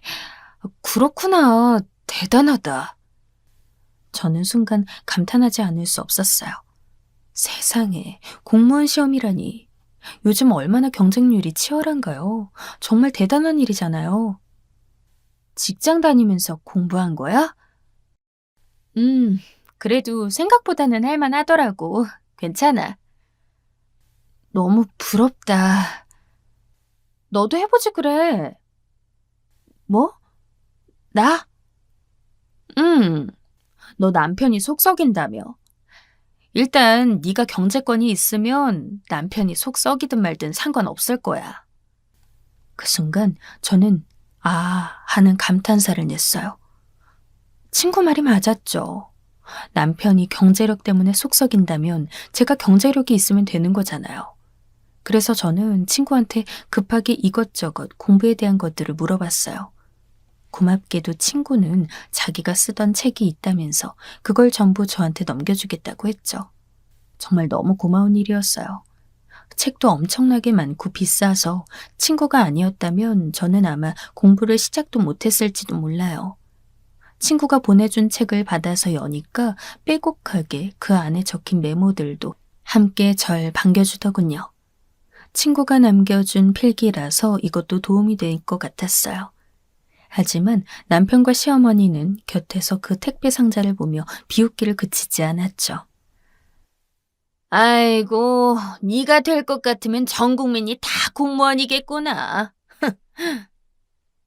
시어머니가 특히나 더 노골적으로 비웃으셨죠. 남편은 코웃음을 치며 책을 이리저리 들었다 놨다 반복했고요. 그러다 남편이 묻더군요. 그 친구는 정말 시험 봐서 들어간 건 맞아? 뭐 다른 뒷구멍으로 들어간 건 아니고? 공무원 시험에 무슨 뒷구멍이 있어요. 아니 뭐 인맥발로도 들어가고 한다던데 그런 거 아니야? 요즘 공무원에 누가 인맥으로 들어가요? 말도 안 되는 소리를 해? 말도 안 되기는 뭘. 하여튼 시험에 합격했으면 당신 친구치고는 상당히 머리 좋은 사람이네. 그런데 이거 당신은 좀 힘들 거야. 미리 말은 해둘게. 왜 그렇게 부정적인 말부터 먼저 하는 거예요? 나중에 기대가 꺾이지 않게 해주려고 하는 거지. 뭐 그렇게 사람 진심을 곱게 하나, 서럽게. 남편은 빈정대며 그런 소리를 했어요. 속이 마구 뒤집히는데 화가 났지만 지금은 제가 아무런 힘이 없으니 참을 도리밖에 없더군요. 내가 공무원 합격만 해봐라. 정말 가만 안 놔둔다 싶은 생각이 계속 들었어요. 사실 그때까지는 집에서 벗어난다고 해도 정말 남편 곁을 떠나 홀로 서볼 생각은 해보지 못했어요. 저한테는 정말 아무런 길이 없다고 생각했거든요. 그래서 그냥 시어머니나 남편의 말에도 아무런 항변을 못하고 살았는데 이젠 생각이 많이 바뀌었어요. 전부 그 친구 덕분이었죠. 이 정도면 그래도 해볼만 하다 싶었어요. 친구는 저와 고등학교 때 같은 반이었는데 거의 비슷한 수준의 성적이었고 공부머리도 비슷한 편이었거든요. 그래서 저는 용기 백배에서 공부를 시작했어요. 물론 쉽진 않았죠. 생전 안 하던 공부를 갑자기 하려니 잘 될 리가 있나요? 아이고, 애초에 그 공부가 가당키나 하냐고. 시어머니는 제가 밤늦게까지 공부하는 뒤를 지나며 그렇게 비꼬았어요. 가뜩이나 좁은 집안에 책상을 놓을 자리가 없어 안증뱅이 책상을 놓고 공부했죠. 남편은 옆에서 텔레비전 소리도 전혀 안 줄여주고 시어머니는 제가 공부하고 있을 때마다 못마땅한 목소리로 절 부르며 나와서 빨리 일하라고 면박을 주셨어요. 도저히 뭘 진득하게 할 수 있는 상황이 아니었죠. 시어머니와 남편이 아니면 두 딸들이 제 손을 필요로 했고요. 제가 거의 울고 싶은 지경이 되었던 날, 저는 제게 책을 보내준 친구에게 전화했어요. 제가 간신히 눈물을 삼키긴 했지만 아마 목소리에 울었던 느낌이 남아있었나 봐요. 친구는 가만히 제 목소리를 듣더니 다정하게 말해주었어요. 괜찮아. 너 잘하고 있어. 그래? 나 잘하고 있는 걸까? 그럼 너 최고로 잘하고 있어. 지금 네 상황에서 어떻게 더 이상 잘하겠니? 친구는 그렇게 말하며 정말 저한테 희망과 용기를 줬어요. 저는 딸 둘만 아니면 그냥 저 혼자서라도 벌어먹고 살 수 있었지만 딸들이 있는 이상 그럴 수 없었죠. 남편은 점점 더 빈정거리는 정도가 심해졌어요. 아마 제가 정말 공부 쪽으로는 소질이 없어서 시간 낭비하면서 집안일을 피한다고 생각했던 모양이에요. 하지만 저는 그런 남편의 말에 흔들리지 않았고 꾸준히 공부했죠. 그렇게 한 게 자그마치 3년이었어요. 3년 동안 집안일을 하고 애들을 돌보며 남편과 시어머니의 구박 속에서 공부를 한다는 게 정말 쉽지가 않았죠. 물론 제가 쳤던 건 다소 커트라인이 낮은 직렬을 위주로 쳤지만 그래도 합격하게 되었어요. 3년 만에 저는 합격했다는 소식을 들고 가족 앞으로 갔어요. 남편은 그때도 다니던 직장을 그만두고 잠시 쉬던 터라 집에 있었거든요. 전 그날 정말 너무 기쁜 마음에 남편과 시어머니가 그렇게 모질게 저에게 빈정대던 것도 다 잊고 맛있는 저녁 식사를 신경 써서 만들어 내놓았어요. 아유, 이게 다 뭐야? 그래, 뭔 저녁 한 끼에 이렇게 돈을 많이 썼니 대체? 시어머니는 제가 한 음식을 보자마자 이렇게 투덜거리셨어요. 하지만 전 오늘만큼은 개의치 않았죠. 시어머니는 투덜거렸으면서도 앉자마자 먼저 음식들을 마구 집어먹기 시작했고 남편도 열심히 먹기 시작했어요. 딸들까지 모두 자리에 앉고 나서 저는 기쁘게 제가 합격했다는 소식을 알렸어요. 저 합격했어요. 뭐? 뭐라고? 합격했다고요. 발표 났어요. 이게 다 무슨 소리야? 시어머니는 벙찐 채 절 쳐다봤어요. 남편도 마찬가지였죠. 안 기쁘세요? 저 그렇게 오랜 시간 동안 공부해서 얻은 건데. 아니, 물론 기쁘지. 기쁜데. 남편은 어물거렸어요. 그 상태에서 자세히 남편 표정을 봤더니 남편 얼굴에는 어딘가 자존심에 상처 입은 표정이 있더라고요. 시어머니는 도무지 믿을 수 없다는 불신의 표정이었고요. 어디서 사기라도 당하고 온 거 아니냐? 너 같은 게 어떻게 공무원 시험에 붙어? 사실이에요. 확인시켜드려요? 저는 사이트를 확인해드렸어요. 하지만 시어머니와 남편의 표정은 여전히 쉽게 밝아지지 않았죠. 도리어 제가 합격한 게 썩 좋지 않다는 듯한 얼굴이었어요. 아니, 너 그럼 정말 나가서 일해야 하는 거냐? 그렇죠. 이제 절차 진행되면. 그럼 집안일은 누가 하고? 시어머니가 물으셨고 남편이 헛기침을 했어요. 남편 역시 제가 밖에 나가 돈을 벌어온다는 게 싫은 눈치였죠. 아니, 그럼 대체 본인이 제대로 돈을 벌어오던지 했어야죠. 전 좀 어이가 없어서 두 사람을 노려봤어요.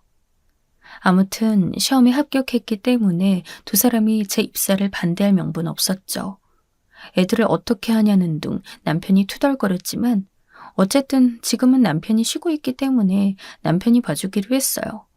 저는 제가 3년이나 노력한 결과가 보답을 받아 그저 기쁜 상태였죠. 친구도 정말 진심으로 축하해 주었고요. 직장을 나가서 새로운 사람을 만나는 일이 두렵기는 했어요. 그동안 저는 항상 집안에만 머물면서 남편과 시어머니, 딸만 상대했기 때문에 더욱이나 그랬죠. 하지만 지금이 아니면 정말 새롭게 시작할 수 없다는 위기감이 있어서 숨이 막혀와도 절대 피하지 않고 계속 나갔어요. 사람 만나는 거 힘드신 분들은 아마 동의하실 텐데요. 새로운 사람을 만나는 게 사실 제일 힘들었거든요. 그런데 몇 달 지나고 나니까 이게 또 괜찮아지더라고요. 그냥저냥 원래 내가 있던 자리 같고, 왜 공무원 조직은 그 평온하고 안정적인 느낌이 있잖아요. 저한테 아주 딱이더라고요. 전 그 느낌이 좋아서 여기에 정말 뼈를 묻어야겠다고 생각했어요. 그런데 그 사이 남편은 못마땅해 했어요. 제가 직장에 나갈 때는 처음에 그랬거든요. 사회에서 구르면서 돈을 번다는 게 무슨 뜻인지, 자기가 얼마나 그동안 고생하면서 돈을 벌어온 건지 좀 알라고요. 그런데 전 도리어 집보다 직장이 편했고, 반대로 남편은 집에서 제가 집안일을 못하니까 그것 때문에 스트레스를 받았어요. 남편은 그럴 때마다 저한테 주말에 집안일을 하든지 퇴근 후에라도 집안일을 하라고 난리쳤지만 거기에 신경 쓸 수 없더군요. 그리고 그게 점점 더 정립이 되어서 저도 남편이 아주 극도로 꼴보기 싫어져 가고 있었어요. 여태까지 왜 참았는지 알 수가 없을 정도로요. 그런데 제가 그렇게 직장에 적응해서 몇 달이 지난 다음이었어요. 갑자기 시어머니가 절 불러 앉히시더니 계좌번호 적힌 걸 하나 내놓으셨어요. 너, 대출 좀 받아다오. 네? 정말 갑작스러운 마음에 전 놀라서 눈을 깜빡거렸어요. 이건 대체 또 무슨 말씀인지 또 알 수가 없더라고요. 하지만 시어머니는 당연하다는 듯 말씀하셨어요. 네가 이제 돈을 버니까 우리 집 가장이다. 알겠니? 하지만 어머님, 그게 무슨... 말 그대로다. 네가 공무원 대출 받아서 여기로 좀 넣어다오. 마이너스 통장이다. 네? 빚진 게 있어서 네가 좀 갚아줘야겠다. 그 마이너스 통장 말고도 좀 더 있어. 그것도 대출 받아서 일단 갚자. 전 머릿속이 멍해졌어요. 아니, 빚진 걸 또다시 빚을 져서 갚자니 이게 뭔 소린가 싶었죠. 가만히 말없이 생각해보니까 그 빚을 제 명의로 돌리겠다는 말에는 다름이 없었어요. 너무 어처구니가 없어서 시어머니를 물끄러미 쳐다봤더니 도리어 역정을 내시더군요. 너 그게 무슨 눈빛이냐? 네가 지금 돈 번다고 셈이 우습게 보는 거냐? 전 어디서부터 어떻게 말해야 하나 싶었죠. 사실 다른 것도 아닌 두 딸을 생각하면 당연히 저도 이혼하고 싶지 않았어요. 앞으로 아이들이 아빠도 없이 자라날 거 생각하면 가슴이 무척 아팠으니까요.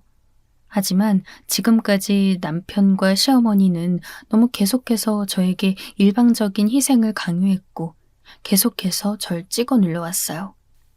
그리곤 이제 제가 경제적 능력이 생겨 일어서려고 하니까 그것마저 발목 잡으려고 했던 거였죠.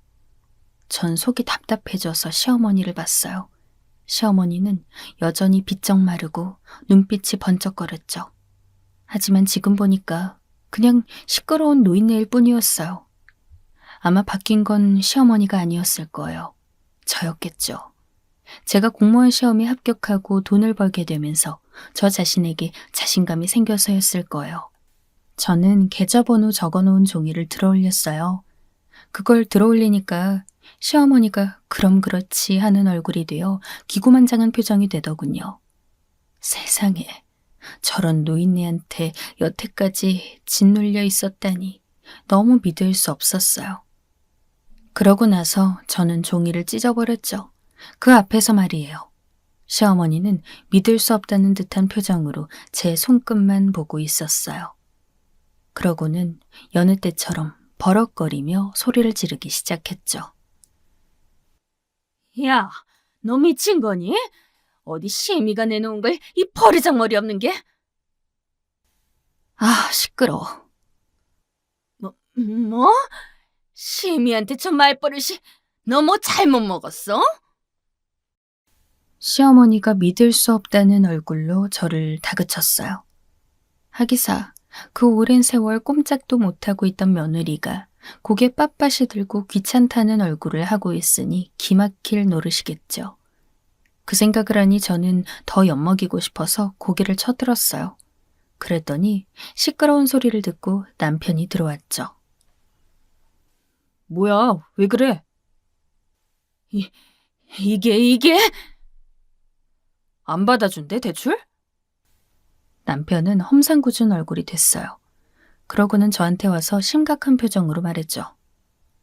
당신, 부부인데 이렇게 협조가 안 되면 이혼 사유야, 알아? 그래? 그래. 당신 이혼당해서 이혼녀 되는 거야. 그러니까 빨리 대출이나 받아서 가져와. 싫은데? 전 중얼거리다가 남편을 봤어요. 그 순간 그래, 이혼하자 싶은 마음이 확고하게 서더라고요. 그래서 고개를 끄덕였어요. 그래, 이혼해요. 뭐? 애들 당신이 데려갈래요? 무슨 미친 소리야? 제가 태연하게 그렇게 말하니까 남편이 너무 어이없다는 듯이 말하더군요. 제가 붙잡을 줄 알았던 모양이죠. 남편은 곧 지기 싫다는 듯 외쳤어요. 그래, 이혼하자! 남편은 매사가 그런 식이었거든요. 저한테는 절대 단 한 번도 질 수 없다는 식. 그래서 저희의 이혼 소속은 생각보다 빨리 진행되었어요. 남편은 이게 맞나 싶은 표정이다가도 제가 이혼하자고 하면 나도 아쉬울 거 없다는 식으로 굴면서 이혼을 진행했어요. 딸을 데려가라는 제 말에 펄쩍 뛰면서 여자가 데려가는 거라고 목청을 높여서 그럼 제가 데려가겠다고 했죠. 저도 사실 제가 데려오고 싶었으니까요. 이혼이 완전히 결정되고 나서도 남편은 약간 얼빠진 얼굴이었어요. 도저히 믿을 수가 없는 모양이었죠. 언제쯤 제가 잡을지 전전긍긍하며 기다리다가 결국은 이혼까지 가버린 거였어요. 저는 상쾌한 기분이 되어서 돌아설 수 있었죠. 그 이후로 남편과 시어머니는 빚이 계속 쌓이고 벌어올 사람은 없어서 결국 파산까지 갔다는 말을 들었어요. 전 남편은 저한테 몇 번이나 전화했지만 전 받지 않았죠. 직장 근처까지 왔지만 제가 동료들과 함께 있는 걸 보고는 도망갔고요. 지금 생각하면 좀 더 빨리 그렇게 할 걸 그랬다는 후회만 남아요. 여러분도 좋은 결심은 가능한 빨리 해서 늦지 않으시길 바랄게요.